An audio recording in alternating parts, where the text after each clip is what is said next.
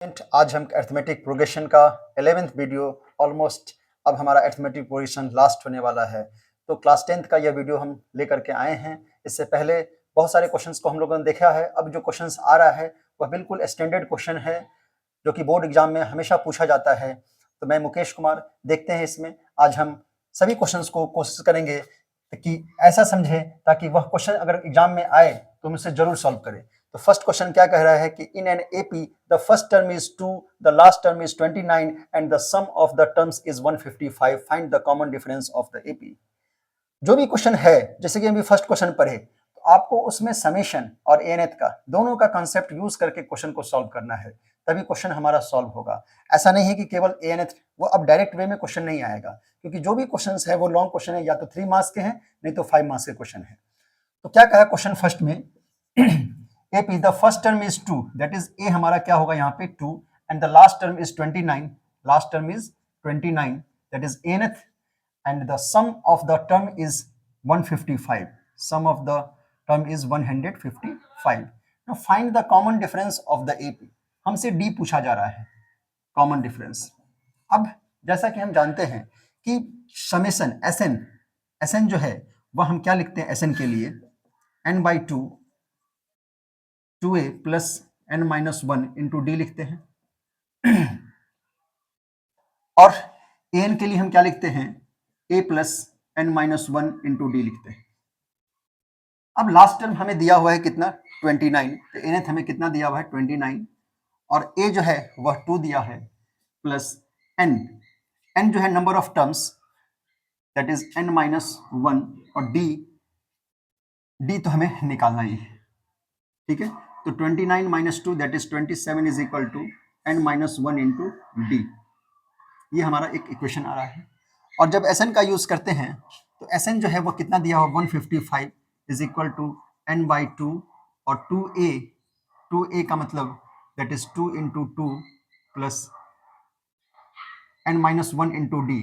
वैसे हम समेशन के लिए क्या जानते हैं कि n by 2 फर्स्ट टर्म जो लास्ट टर्म, अगर हम यहाँ पे फर्स्ट टर्म जो लास्ट टर्म का बात करें तो फर्स्ट टर्म हमारा 2 है और लास्ट टर्म हमारे पास क्या है 29 है, तो यहाँ 29 भी लिख सकते हैं हम।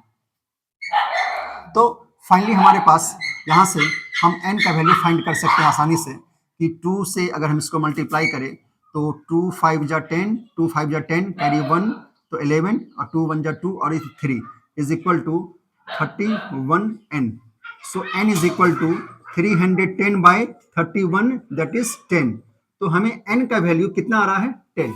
ये हम Sn से फाइंड कर लिए कि n का वैल्यू हमें कितना आ रहा है 10 आ रहा है। हमसे पूछा था कॉमन डिफरेंस, तो अभी हम कुछ देर पहले यही बात बोले थे कि जो भी क्वेश्चन है आपका उसमें nth और Sn दोनों का यूज करना होगा, तभी क्वेश्चन सॉल्व हो पाएगा। तो हम यहाँ पे Sn का यूज करके n का वैल्यू निकाल लिए। यहाँ से तो हम n का वैल्यू डायरेक्ट निकाल नहीं सकते थे, और d का वैल्यू के लिए हम nth का यूज करेंगे क्योंकि हम n का वैल्यू निकाल चुके हैं। तो 27 इज इक्वल टू, अगर हम इसको इक्वेशन 1 ले लें तो हम कह सकते हैं कि put the value of n in equation 1, that is 27, n is 10 minus 1 into d, तो 27 is equal to 9d, so d is equal to 27 by 9, that is 3। तो यहाँ से d का वैल्यू हमें कितना आ गया 3। इट मीन्स कॉमन डिफरेंस इस AP का हमें कितना आया 3 आया।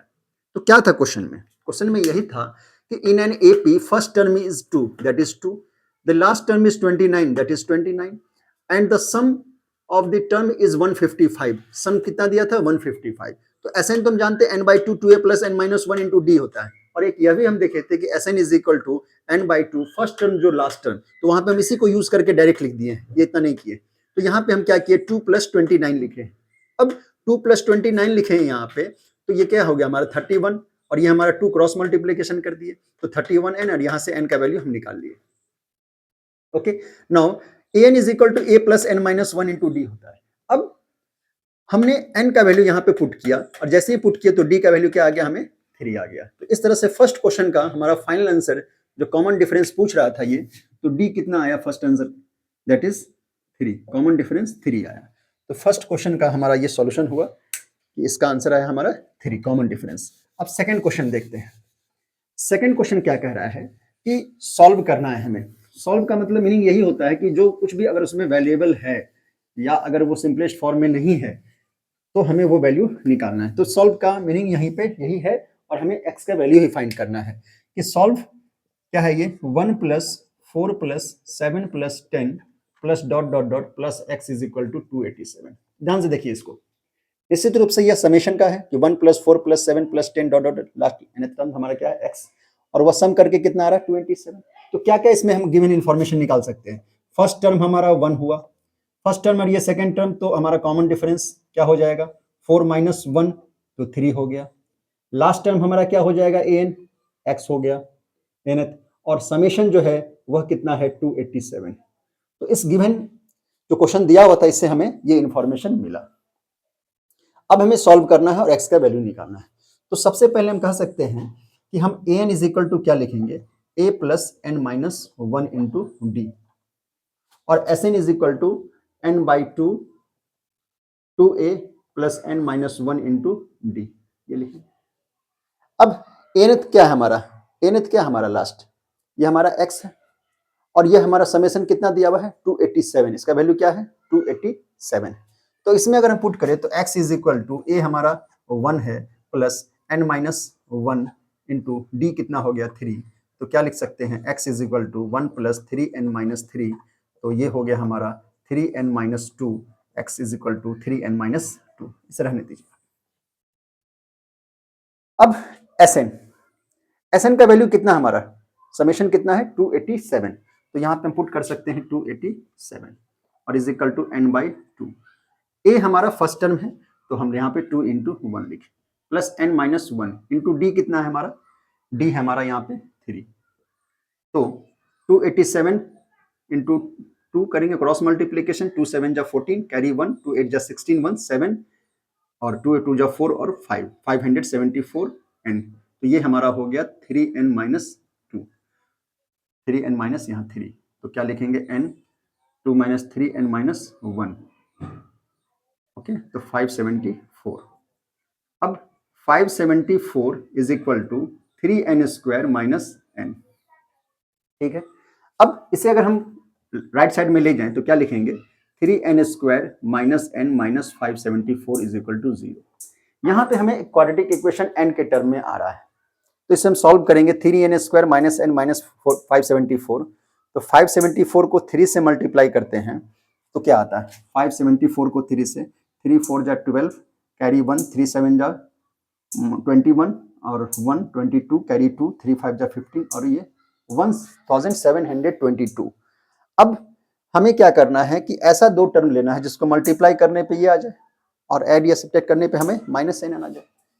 तो अगर हम 2 2 4 4 1 5 5 7 5 7 12, तो 3 से अगर हम चेक करें इसको तो 3 5 जा 15 कैरी 2, 3 7 जा 21 कैरी 1, 3 4 जा 12। अब ये 2 से कैंसिल होगा, 2 2 जा 4 कैरी 1, 2 8 जा 16 कैरी 1, 2 7 जा 14, फिर 3 से एक मिनट 2 से 2 2 जा 4 कैरी 1 17, 2 8 जा 16, 2 7 सही, और 2 से 17, 3 से नहीं 7 से लगेगा, हाँ 7 4 जा 7, ठीक। अब देखिए हमारे पास हम कैसे इसको चेक करते हैं, 3 3 जा 6, 3 2 जा 6, 6 7 जा 42, तो 42 और 41 अगर इस दो नंबर को हम मल्टीप्लाई करें तो हमें आ जाएगा ये, और अगर हम इसको सब्ट्रैक्ट करते हैं तो हमें आ जाएगा -1। तो ये हमारा दो नंबर हुआ स्प्लिट करने का, तो 3n square minus 42n plus 41n minus 574 is equal to 0। इसको आसानी से हम लिख सकते हैं 3n n minus 14 plus 41n minus 14 is equal to 0। तो n का वैल्यू हमारे पास एक आ रहा है 14 और एक आ रहा है -41 अपॉन 3, जो कि यह पॉसिबल नहीं है।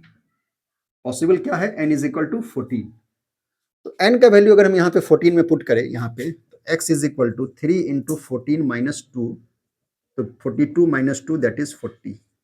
x का वैल्यू हमें आ गया कितना 40, तो ये जो x है यह कितना होना चाहिए 40, क्या होना चाहिए 40। अब हमारे पास टोटल टर्म्स कितना था 14, अगर हमारा आंसर सही है कि यह गलत है यह हम चेक कर सकते हैं। देखिए नंबर ऑफ टर्म्स कितना है, n का वैल्यू 14 है, इसका मतलब नंबर ऑफ टर्म्स 14 है। तो 14 टर्म्स के लिए अगर हम चेक करना चाहें आंसर कि हमारा सही गलत है, तो a 14 के लिए हम क्या लिख सकते हैं, a प्लस 13d। a हमारा क्या है 1 और 13, d का वैल्यू कितना था 3, तो 1 प्लस 13 3 जा 39, दैट इज 40। देखिए तो सही है, हमारा लास्ट टर्म क्या है 40। तो इस क्वेश्चन में भी हमने क्या किया, a का और sn का यूज किया। sn से हमने n का वैल्यू निकाला और उस n के वैल्यू को हम यहाँ पे पुट किए तो हमें क्या निकल गया, x का वैल्यू।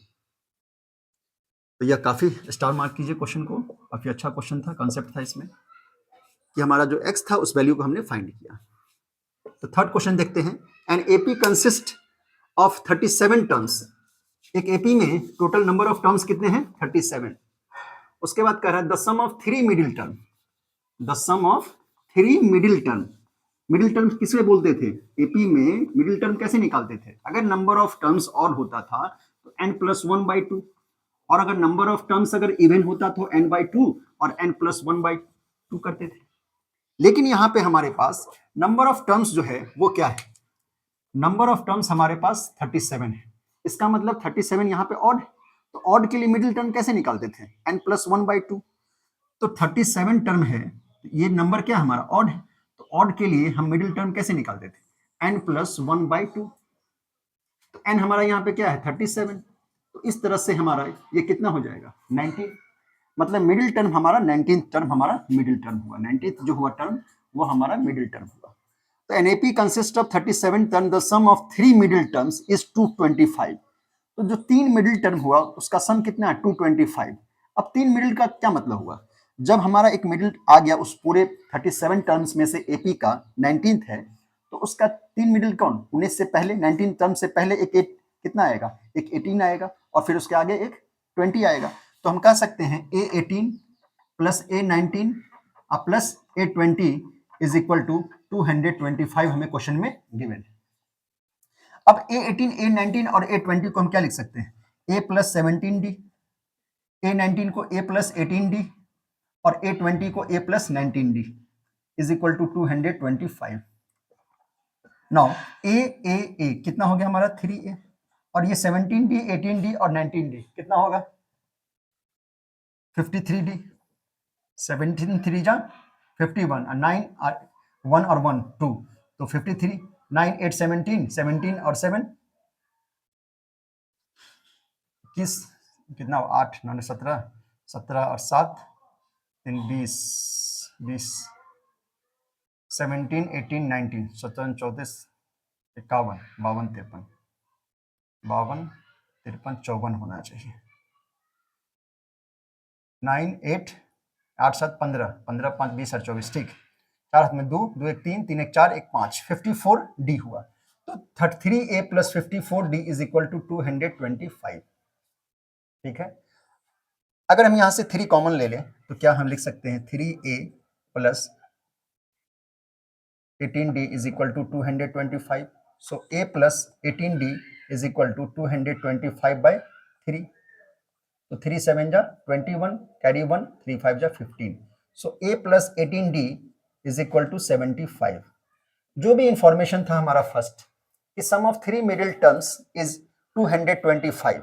तो मिडिल टर्म्स हम सबसे पहले निकाले कि 19 होगा, और उससे रिलेटेड जो मिडिल टर्म होगा मतलब 19 से पहले 18 और उसके बाद 20, तो A18 प्लस A19 A20 को हमने 225 लिखा, और इसके हेल्प से हमने A और D के बीच में एक रिलेशन निकाला कि A plus 18D is equal to 75 होगा। नाउ सेकेंड इंफॉर्मेशन क्या कह रहा है, and the sum of the last 3 terms is 429। Sum of the last 3 terms is 429। अब टोटल टर्म कितना था हमारे सामने 37, और लास्ट 3 टर्म का बात किया तो इसका मतलब यह बात कर रहा है A35 plus A36 plus A37 का बात हो रहा है, लास्ट 3 टर्म यही होगा, एंड इज 429। 429 इसका सम दिया हुआ 429। तो अगर हम इसे लिखे A35 को तो क्या लिख सकते हैं A प्लस 34D, A36 को लिखना चाहे तो A प्लस 35D, और A37 को लिखना चाहे तो A plus 36D is equal to 429। यहाँ पे भी हमारा 3A बन गया, और इसे हम ऐड करते हैं 6 5 11 11 4 15, 5 हाथ में 1 3 1 4 4 3 7 7 3 10, तो 105D हुआ, और इस तरह से 429। अब देखिए क्या यहाँ पे फिर से कॉमन 3 आ रहा है? जी हाँ आ रहा है। तो क्या लिखेंगे? 3a plus 339 carry 1 not 429। तो a plus 35d is equal to finally 3 1 जा 3, 3 4 जा 12, 3 3 जा 9। This one is the second equation. हमने दो इंफॉर्मेशन था, स्टेटमेंट था, दो स्टेटमेंट से दो इक्वेशन फाइंड किए। अब हम इजीली एलिमिनेट करके हम a और d का वैल्यू फाइंड कर सकते हैं। तो यहाँ पे हम लिखते हैं सब्ट्रैक्ट 1 से 2 या 2 से 1 जो भी कीजिए। तो अगर हम इक्वेशन 2 माइनस 1 करते हैं तो क्या आएगा हमारे सामने? a plus 35d is equal to 143 और a plus 18d is equal to 75। Simple हम सब्ट्रैक्ट यहाँ पे कर रहे हैं तो a हमारा क्या हो जाएगा? Cancel out.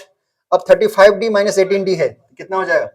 सिंपल 2 1 में 17d इज इक्वल टू 8 6। तो d is equal to d is equal to finally कितना हो गया? 4। d का वैल्यू कितना आया? 4। हमसे पूछा था finally find the AP. AP हमसे पूछा गया था, तो एपी के लिए क्या चाहिए था? ए और डी। तो ए और डी हम फाइंड कर चुके हैं। डी का वैल्यू किसी भी इक्वेशन में डालिए, ए में या 2 में, आपको हमें ए का वैल्यू सेम मिलेगा।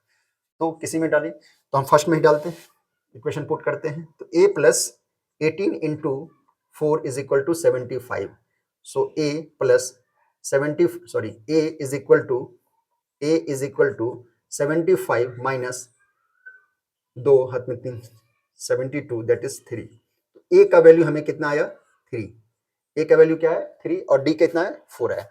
तो अब एपी हम क्या लिख सकते हैं? फर्स्ट टर्म 3, उसके बाद डी हमारा 4 होना चाहिए। तो 3 के आगे क्या हो ताकि हमारा कॉमन डिफरेंस 4 आ जाए? तो निश्चित रूप से अगर हम माइंड क्या लिखें, कॉमन डिफरेंस हमें डी 4 आ रहा है, तो निश्चित रूप से हम यहाँ पे 7 लिखना होगा, क्योंकि 7 में से 3 गया तो 4 निश्चित रूप से, और ये हमारा फिर 11। तो इस तरह से हमारा ये एपी चलते रहेगा।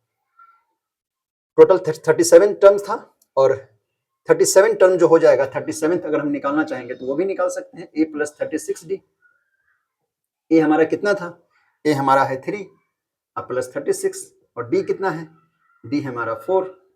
तो 3 प्लस 4 6 24 कैरी 2, तो 147। तो इस तरह से ये हमारा लास्ट में 447 आएगा लास्ट। तो देखिए हम लोगों ने थर्ड क्वेश्चन को भी देखा कि हमें क्या फाइंड करना था। एपी 429 हमारा सम था। कब था? लास्ट 3 टर्म्स के लिए। तो क्वेश्चन में ओवरऑल क्या कहा था कि मिडिल टर्म जो है, टोटल 37 टर्म्स है एपी का, उसमें से मिडिल टर्म का सम जो है, 3 मिडिल टर्म जो, उसमें से पहले हम मिडिल टर्म निकाले 90, और वो कह रहा है कि जो 3 मिडिल टर्म है उसका सम 225 है, तो उसके रिलेशन से ए और डी का वैल्यू, ए और डी में रिलेशन निकाले, ए प्लस 18d 75। फिर कहा कि लास्ट 3 टर्म जो है सम उसका 429 है, तो वहां से ए और डी के रिलेशन एक इक्वेशन निकाले 143, दोनों को एलिमिनेट से ए और डी का वैल्यू निकाले, और फिर हमने ए और डी जैसे ही निकाला तो एपी हम फाइंड कर लिए। और ए 37 लास्ट टोटल 37 टर्म था, तो ए 37 के लिए हमने क्या निकाला? 147। तो इस तरह से हमारा ये क्वेश्चन कंप्लीट हुआ। Now last question, in an AP the sum of first 10 term is -150। First 10 term is -150। क्या है? First 10 term -150।